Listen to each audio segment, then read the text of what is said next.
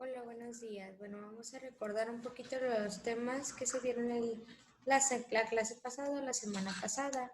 Abordamos lo que era, bueno, el derecho fiscal.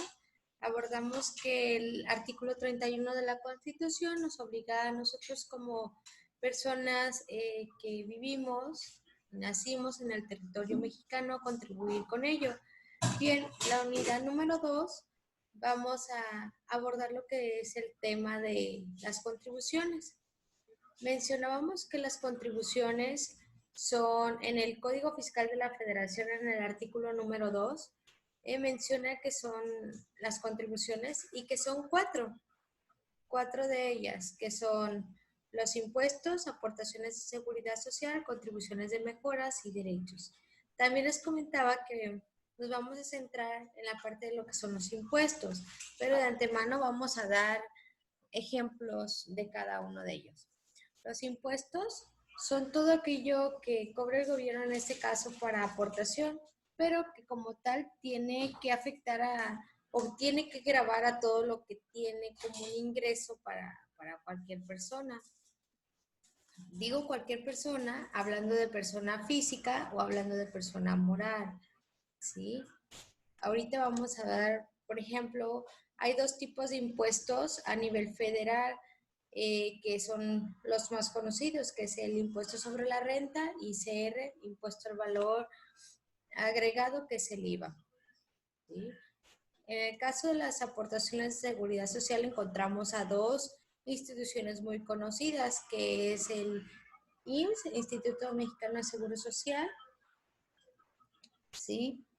Y también encontramos a lo que son las contribuciones de mejoras.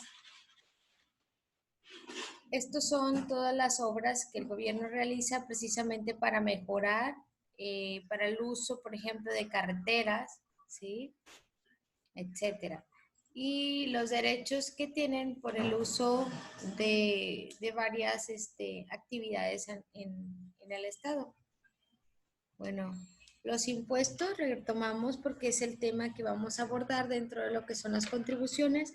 Los impuestos son aquellas que están establecidas en la ley y que se debe de pagar o están obligados a pagar las personas físicas y morales que se encuentran en una situación jurídica. ¿Sí? ¿A qué me refiero con una situación jurídica? Bueno, en este caso que está obligado precisamente a cumplir ciertos requisitos por el hecho de percibir ingresos, ¿sí? ¿Qué tipo de ingresos? Bueno, hay diferentes tipos de personas físicas. De, hay que diferenciar lo que es una persona física y una persona moral. La persona física es como tal el ser humano, ¿sí? O es una persona propia que tiene lo que son derechos y obligaciones. En el caso de una persona moral, la persona moral lo constituye de dos o más personas físicas y que asume la creación de una empresa y esta empresa tiene como tal el derecho y obligaciones, representada obviamente por una persona legal, vaya. Mencionando y aterrizando, ahorita vamos a trabajar con lo que son las personas físicas. Hay diferentes personas físicas. Una de ellas y las más conocidas es la de sueldos y salarios, que son todas aquellas personas que trabajan y por lo cual las empresas se les cobra o se les retiene dependiendo de su ingreso, ¿sí?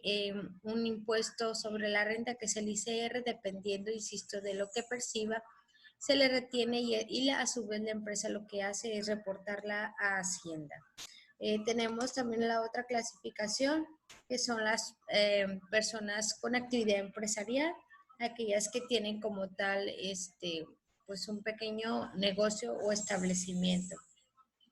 También tenemos a las personas que se dedican al arrendamiento, ya sea que arrenden lo que son locales, establecimientos, casas, sí, oficinas, etcétera. Sí. Eh, prácticamente aclarando que el impuesto sobre la renta grava lo que es la utilidad o sí, la utilidad que tiene la persona. El impuesto al valor agregado, que es el IVA, grava el uso de lo que es o adquisición de un bien o un servicio. Precisamente con ello vamos a estar trabajando con lo que son los cálculos de los impuestos, que es la primera contribución con la cual estamos aterrizando. Eso es lo que vimos la semana pasada y de hecho estuvimos viendo lo que es el impuesto de la persona física con actividad empresarial. Vamos a ver también lo que son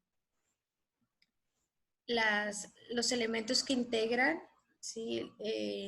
Las contribuciones. La primera es el sujeto. Bueno, hay dos tipos de sujeto dentro de las contribuciones, lo que es el sujeto activo y el sujeto pasivo. Ya lo habíamos platicado un poco que el sujeto activo está representado por lo que es el gobierno o el Estado, ¿sí? En cada federación, estado o municipio, ¿sí? Y es quien asume lo que es el cobro de la obligación, ¿sí? El sujeto pasivo es aquella persona física o moral que tiene a cargo el cumplimiento precisamente de esa obligación. El segundo elemento, estamos hablando del objeto del impuesto. El objeto del impuesto es todo aquello que se grava y por ello sí se tiene que pagar en este caso. Y bueno, un ejemplo de ellos es el que grava la renta, en este caso el impuesto sobre la renta, grava la renta, la ganancia o la utilidad que puede tener una persona. El tercer elemento es la determinación de la base. La base sabemos que, bueno, en este caso se determina con una diferencia aritmética de, por ejemplo, el total que obtuvo una persona de ingresos menos sus gastos o egresos, y así se obtiene lo que es la utilidad o la base gravable. Lo vimos ya en un ejemplo práctico. Otro de los elementos es la aplicación de tasa, tarifa o cuota. Bueno, aquí se distingue. Cuando se habla de una tasa, se enfoca solamente a lo que son las personas morales y la tasa implica el 30% como tope máximo.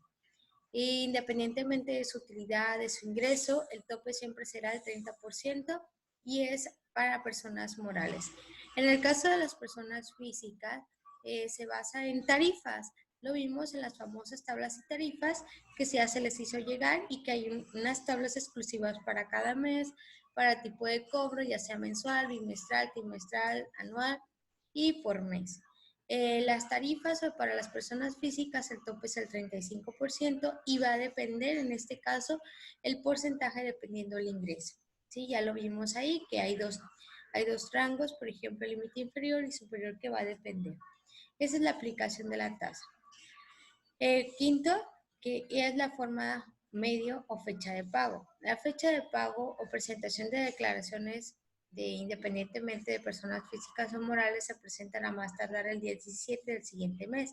¿A qué me refiero con ello? Por ejemplo, si la declaración de enero, ¿sí?, se debe de presentar en febrero, la de febrero se debe presentar en marzo, más tardar el día 17. Cuando hablo de más tardar, significa que tengo hasta esa fecha para presentarlo, pero no limito a que si ya estoy en 5, bueno, no sé, el 5 de febrero, pues presenta la de enero.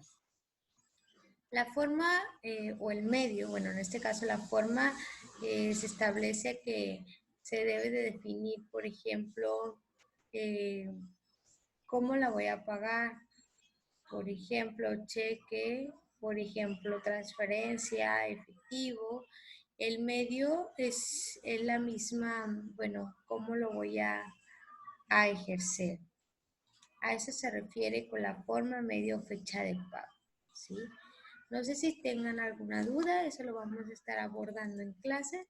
Y precisamente para donde vamos a aterrizar, que no es nuestro siguiente video y los aspectos prácticos, es, bueno, lo que son precisamente contribuciones. Luego se deriva a otro tema que son los famosos accesorios.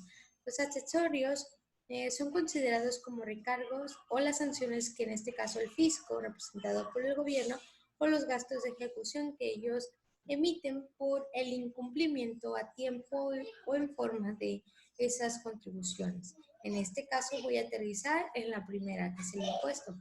Hay diferentes tipos de accesorios y recordarles que de los recargos se cobra 1.47% actualmente, y esto es por cada mes de recargo, por cada mes de atraso de incumplimiento de lo que es el impuesto o la declaración. Sí, dentro de los accesorios encontramos lo que son, aquí están, los recargos y los gastos de ejecución. Los recargos es aquello que en este caso, insisto, te cobra el gobierno, aquellos contribuyentes que incumplen, ¿sí?, en tiempo y forma, ¿sí?, o no hacen lo que es el pago oportuno de su obligación. Y los gastos de ejecución, bueno, son gastos que se ejercen por el hecho de, por ejemplo, ya mandar una persona y dentro de, bueno, Hacienda, por ejemplo, al negocio, establecimiento, y obviamente para dejar una notificación, para generar de ella un embargo, una diligencia, etcétera. Eso ya lo veríamos en clase. Ahorita nos vamos a aterrizar en lo que son la práctica de recargos y actualizaciones. Bueno, espero se haya entendido. El material también está en plataforma. Sí, ahorita lo checamos.